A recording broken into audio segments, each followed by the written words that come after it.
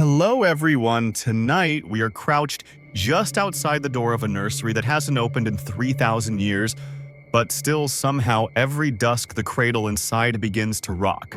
It doesn't creak, it purrs. You are here watching the shadows on the floorboards twitch like they're remembering footsteps. The light under the door isn't lamplight, it's paler. Like something thinking about light but not quite understanding how it works. You probably won't survive. So before you get comfortable, take a moment to like the video and subscribe, but only if you really like what I do here. Let me know where you're listening from and what time it is there. Now, turn off the lights, maybe turn on the fan for some soothing noise, and let's get started tonight. You weren't supposed to find this place, but you did. Blame the old footpath, the one that braided itself through the roots like a hairline crack in memory. Blame the maps etched into the back of a dried sea snail's shell, or the toothless woman at the market who mumbled something that sounded like, "Don't knock before it stops moving." She didn't say what. The hill was always here, but the house was not. It's more recent than the moss, but older than the Treaty of Uruk. Some archaeologists argue it's Bronze Age. Others claim the wood is made from a tree that only appears in dreams. There's no consensus. Just a door that was locked from the inside long before locks were invented. You step around a hollow bone wedged into the windowsill. It's carved with symbols, spirals, eyes, and what looks like a stick figure holding something upside down. Maybe a doll, maybe not. You knock because some part of you still believes doors are for asking permission. The knock is not returned, but something rocks. Inside, the cradle begins to move. Not fast, not slow, not natural. A lullaby hums with no voice, as if the wind had grown teeth and learned to whistle with its gums. The cradle isn't built in any known style. It's lashed from something that feels like driftwood but smells like dried milk. You don't see it yet. You just hear it. Rock, rock, pause, rock. No rhythm you'd trust. You test the door. It opens because of course it does. Because locked things aren't locked to keep you out. They're locked to keep something in place. The room smells of ash clove and the sour echo of something having been terribly sweet a long time ago. On the far side, the cradle rocks in a patch of moonlight that shouldn't exist. There's no window. Your first instinct is to leave. Your second is to film it. Your third is to reach out and stop the rocking. You do none of these. You blink, and the cradle has moved closer. Just a little. Maybe your foot shifted. Maybe the room tilted. Maybe gravity has favorites. A faint draft circles. You warm, then cold, then warmer again, like someone's breathing very close behind you, practicing being alive. On the wall, drawings. Children's drawings if children had access to pigments made from bone ash and beetle shell. Figures with blank faces and long arms. One has 5 arms. One is upside down, like the one on the windowsill carving. All of them are holding something. None of them smile. You feel something press against your leg. You look down expecting a cat. There's nothing. Just a faint handprint in the dust, small, smudged, recent. Some researchers argue that Bronze Age nurseries were symbolic rather than functional ritual chambers, not playrooms. They base this on the absence of toys and the abundance of ochre markings on the floor. But this room has both a bone flute wedged beneath the cradle and a little clay sheep with 6 legs and no eyes. You pick it up, it's warm. A tiny laugh echoes not in the room but in your left ear only. You turn. There's a mirror in the corner now. There wasn't before. It reflects the cradle, but not you. You try the door again, it's gone. The doorway leads to another room now, deeper, quieter, with a sound like breathing woven into the floorboards. There's a child's tunic on the chair beside you. Folded, impossibly clean. Smells like lavender and something older. Something faintly metallic like rusted lullabies. You wonder who folded it. You wonder what it's waiting for. You think of the folk tale from the Levant, the one about the nursery that rocked itself every midnight to lure back the soul of a lost twin. If you sleep inside it, they said you'll dream their dreams, but you won't wake alone. Most laugh it off, but you're not laughing now. You reach for the cradle. it stops rocking. Not because of your hand, because something inside it is now awake and waiting. The cradle doesn't creak. It inhales. You pull your hand back slowly as if it might get bitten by time itself. Whatever stirs inside doesn't cry, doesn't move, doesn't blink though. Of course you can't see any eyes. You only feel them. Like tiny weights placed on your heartbeat, testing its rhythm. The lullaby has changed. It's quieter now, thinner, like it's being played on a reed flute submerged in still water. Every note seems to skip a breath, every silence lasts just a little too long. You step back. The floor doesn't groan. It remembers. Beneath your foot, a soft give. You look down. The board has warped, slightly sagging in the shape of a small body that once knelt there for a very long time. There's dust in the air, but no cobwebs. No spiders dare claim this place. You wonder if something else already has. On the cradle's side, etched in careful finger scratches, is a single word you almost but not quite recognize. It's not in Sumerian or Akkadian, though parts of it rhyme. A linguist once found similar markings on the inside lid of a burial jar in the Zagros Mountains. She claimed it was a word for listen. Her colleagues laughed. Then she stopped publishing. The mirror hasn't moved, but its reflection has changed. Now the cradle is empty, but you can still hear the breathing. You try not to look back, but you do. Of course you do. And when you do, the cradle is no longer where it was. It's right beside you. Someone is playing with your expectations, and they're better at it than you are. Another gentle joke just to ease the dread. At least it's not a music box. Those are never good news. There's a slight whispering from the corner where the air feels thickest. It's not in any tongue you know, but the cadence is unmistakable. It sounds like a list being read aloud. A soft, steady naming of things. A roll call. You hear your own name. You haven't told it to anyone here. The cradle begins to rock again, but now it makes a different sound. The low, rhythmic clack of something tapping beneath the mattress. Bone against wood. You find yourself stepping toward the rocking, not because you want to, but because the air has turned inward, folding around you like breath drawn in before a scream. You touch the edge of the cradle. It shudders. Inside, there's no child. Just a tightly bound bundle of long reeds woven with strips of what looks like fossilized skin, blackened at the edges. There's something knotted into the reeds. A rattle. A jawbone. A bit of braided hair with teeth laced into the strands like beads. You don't ask questions now. The time for that passed before you knocked. You remember the old Mesopotamian ritual, Nam Taru, meant to bind a spirit inside an object until its name was forgotten. Some scholars believe the rites were performed using children's objects like rattles or swaddling cloths.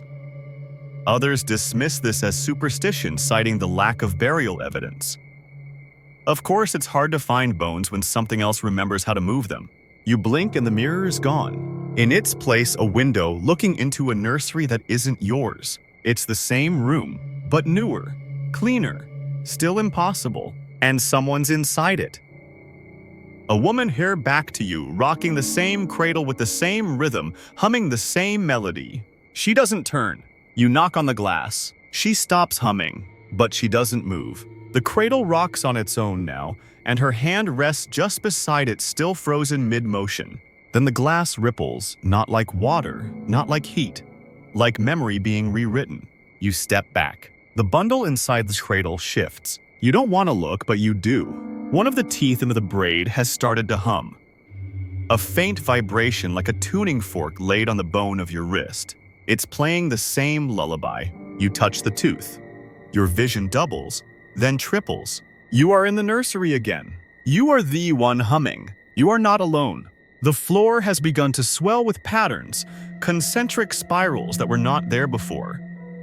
They pulse gently under your feet, as if the wood were breathing with you or through you. You sit, not because you're tired, but because there's nowhere else to go. The cradle is still now, completely. You understand suddenly why no one ever opens this door. Not because it's cursed, because it's listening. And once it hears your voice, it remembers it. That's when you notice the strange folktale scratched faintly into the wood of the wall behind the cradle. In a house where no one grows, a cradle rocks but never shows the child it seeks to keep asleep. Unless you ask it what it keeps. You laugh quietly. Not because it's funny, because it's the only thing left that still feels like yours. Then the window disappears, and the door opens again. But the hallway outside is wrong. It's not deeper, it's smaller. Like the house is folding itself back into something it was before it was ever built. You hold the tooth in your hand. It's warm. You wish it weren't. The hallway exhales. You didn't know walls could do that, breathe out as if tired of holding themselves up. The floor narrows as you walk, not visually but physically. Your shoulders brush both sides before you've taken 10 steps. You realize you're ducking. Not because the ceiling is lower, but because something above it feels heavier now. There's a sound behind you. You don't turn. Because that's the game now. If you turn, it knows you're still listening. So you keep walking. The floor beneath your feet is changing planks, giving way to packed earth, then to something drier, older. Cracked clay tiles patterned in spiral rows like coiled ammonites. Your shoes make no sound. It's the absence of echo that unnerves you most. In ancient Anatolia, spiral-tiled floors were sometimes laid in children's chambers, not for beauty, but for containment. The old belief was that straight lines let spirits wander. Circles brought them home. The tunnel opens slightly. A soft amber light spills from above, and you see it, another room smaller than the nursery. This one has no cradle, just the memory of one. There's an indentation in the floor where one once stood, the dust settled around it like it still breathes. And above it, on the ceiling, hundreds of tiny handprints pressed so faintly they could vanish if you blinked too hard. All of them face downward. All of them are the same size, except one. Larger, sharper, off-center. It has 6 fingers. Some researchers argue that polydactyly in prehistoric prints is a misreading, overlapping impressions, animal interference, erosion. But one paper, long redacted, claims such anomalies often appear in sites associated with repetitive architectural memory. Rooms that shouldn't return but do. You sit again, though you don't remember deciding to. There's a doll beside you. It's not old, not new either. A bundle of straw wrapped in faded cloth stitched with thread that looks disturbingly modern. Plastic, maybe. Or sinew. It has no face, just a mirror shard sewn where the mouth would be. You don't pick it up. It speaks anyway. Not in words, in pressure. A subtle vibration across the floorboards, like a hum transmitted through bone. The sound is familiar. The same rhythm the cradle rocked to. You laugh again because at this point, what else can you do? There's probably a rational explanation you say aloud to no one. The doll tips slightly to the left, as if it disagrees. You tell yourself you still have the tooth in your pocket. A kind of anchor. A relic. Except, when you reach for it, it's gone. In its place, something round, cold, wet. A child's molar, but not the one you had. This one is hollow, as if something lived inside it once. Or still does. A sharp smell rises, sulfur and crushed berries. It stings the back of your throat, but it's not unpleasant. Just wrong. Like a smell from a place that shouldn't exist. You look around. The room is smaller now. The ceiling is lower. The 6-fingered print has moved. It's closer to the center. There's no air movement. Yet the dust on the floor is spiraling. And you feel it again. That steady, deliberate rocking. But there's no cradle here, which means the rocking isn't under something. It's inside you. You hear the old lullaby again, but this time it's being hummed by someone who's never had lungs. It vibrates through your jaw, your chest, your fingertips. You recognize it not as a tune, but as a pattern. Something woven deep into the architecture of this place. In pre-dynastic Egypt, scholars once unearthed a nursery room beneath a temple sealed for millennia. Inside, a series of sandstone carvings told the story of a child whose breath kept the moon in place. The lullaby they translated from the carvings had no words, only repetitions of silence. You hear those silences now, and they're getting closer. You try to rise. You can't, not out of fear, not out of injury. Because the room isn't letting you. The spiral tiles beneath you shift ever so slightly, locking together. A nesting motion. You reach for the doll, not to hold it, just to move it away. It tilts toward your hand. Its mirror mouth flickers. For a second less than that, you see a face reflected in it. Not yours, not a child's. Something much older with soft, lidless eyes and teeth worn smooth by time, not use. You blink. The room is larger again. The cradle is back, but it's rocking faster now. And the walls are humming with names. Not yours. Yet, you hear footsteps behind you, soft, deliberate, and very small. You still don't turn. But this time it isn't because you're afraid. It's because part of you is beginning to understand the rules. The door appears ahead. The doll stays behind. The spiral on the floor is uncoiling now, making room for one more. You step forward, and the room sighs in relief. You step through the door. It doesn't close behind you. It forgets. There is no latch, no hinge, no noise. Just a slow retreat into the wall, like it was never meant to be opened at all. You don't bother looking back. The hallway you've entered is different from the last, wider, sloping, slightly downward, lined with dark wood paneling that absorbs light like thirst. To your left, a window. Not a real one. A carving. An imitation of a window etched into stone, inset with smooth mica to catch flickers of movement. And yes, there it is again. The cradle, reflected faintly, rocking without sound. Something hums above you. A low rotational noise, like a ceiling fan with feathers caught in its blades. You step forward and the floorboards don't creak. They reply. A single deep tone, as if you'd knocked on the underside of a large instrument and were now waiting to hear what plays back. The hallway leads to another room, but this one is flooded with soft orange light. Not candlelight, not sun. Something between. Like dawn learning to crawl. Inside, the walls are painted with murals. Children again, but different this time, older, or drawn by older hands. The proportions are wrong, not inaccurate, but stretched. Elongated faces, extra joints in the fingers. A few of them are hunched, as if listening very closely to something beneath the floor. There's a real bench here, simple wood. You sit. You are, after all, expected. On the far wall is a mural of a tree. Bare, leafless, but not dead. The kind of tree that grows in dreams or on ancient coins. You recognize it, or think you do. A myth from early Assyrian tablets tells of a tree that grew backward, its roots in the sky, its branches below.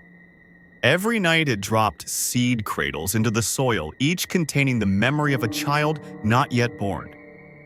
If you unearthed the wrong one, you wouldn't find a baby. You'd find it asleep. Some scholars claim the myth referred to a seasonal eclipse. Others suggest it was a way of explaining stillbirth without naming it aloud.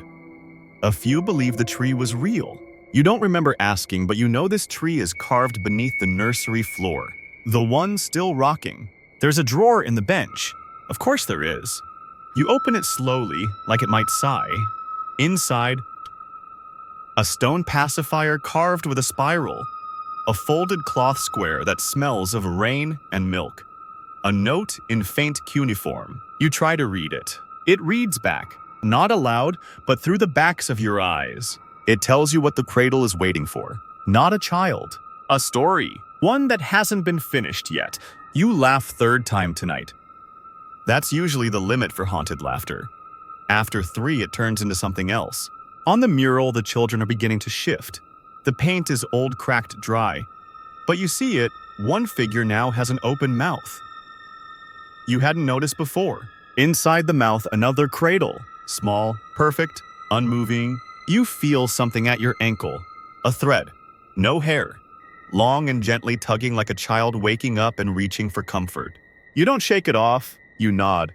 You say, almost there. And the hair retreats. The hallway now behind the room has warped. The walls curve inward.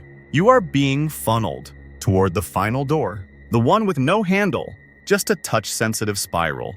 When you press it, the door melts open, not in form, but in memory. It's the same nursery, but now it's full. Full of everything left behind. Hundreds of cradles, overlapping, sharing space like breath. Some are rocking, some are not. Some are singing.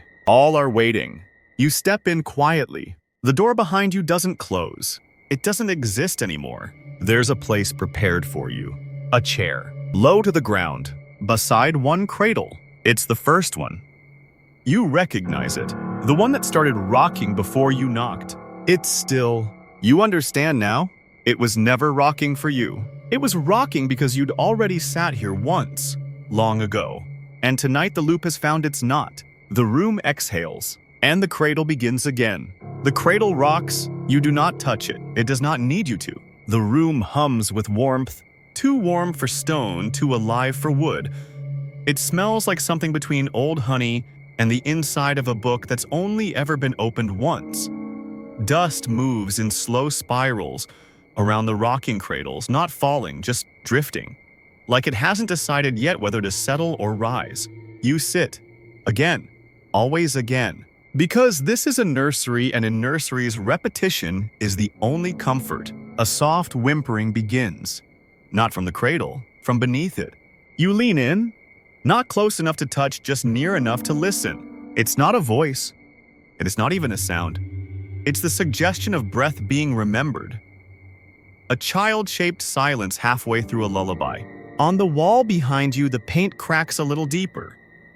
A new figure appears, not drawn but revealed. A shape you hadn't noticed. It's you, or at least something that used to resemble you, kneeling beside the cradle, smiling. Why are you smiling? You don't know. You don't want to know. The cradle stops. A soft thump inside. You rise, slowly, carefully.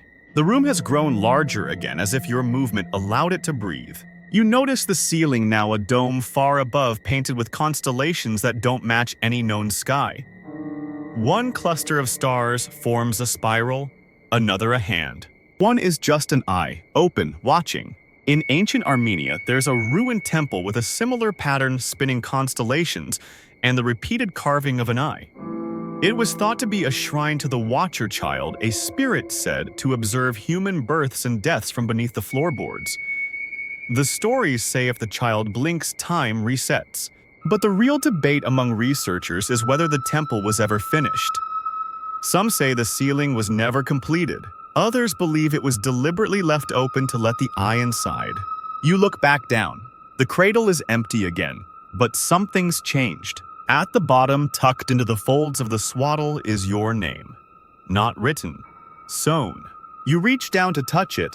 The fabric is warm. You shouldn't be surprised, but you are. Because it's the same warmth from the tooth, and the bench, and the doll. You lift the swaddle gently.